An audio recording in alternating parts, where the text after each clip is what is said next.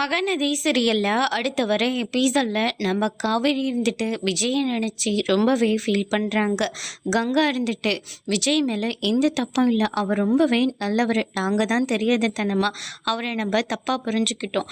கண்டிப்பாக அவரோட நல்ல மனசுக்கு கண்டிப்பாக அவர் வெளியே வந்துடுவார், நீ எதை நினச்சும் வருத்தப்படாத காவேரி அப்படின்னு சொல்லிட்டு நம்ம கங்கா வந்து காவேரிக்கு ஆறுதல் சொல்கிறாங்க. இதுக்கு ஒரே முடிவு, வெண்ணிலா எந்திரிச்சு வந்தால் மட்டும்தான் இதுக்கு எல்லாத்துக்கும் ஒரு முடிவு கிடைக்கும். அதே மாதிரி வெண்ணிலா வரலனா கூட பரவாயில்ல, அவருடைய மாமாவாச்சும் வந்து உண்மையை சொல்லிட்டா கண்டிப்பாக நம்ம விஜயை வெளியே கொண்டு வந்துடலாம் அப்படின்னு சொல்லிட்டு காவேரி ஒரு பக்கம் ஃபீல் பண்ணி பேசுகிறாங்க. இன்னொரு பக்கம் நிவின் இருந்துட்டு நம்ம ராகினி கிட்ட ரொம்பவே நல்ல விதமாக பேசுகிறாங்க.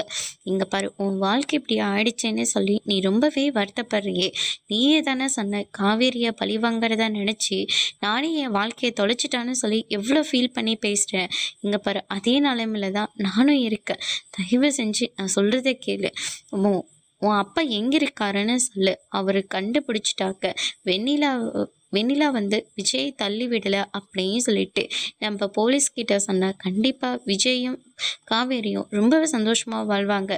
நீயும் அஜயும் கண்டிப்பாக விஜய் வந்து உங்களை அப்படி விட்டுற மாட்டார், ஏதாச்சும் ஒரு பிஸ்னஸ் பண்ண சொல்லுவார்.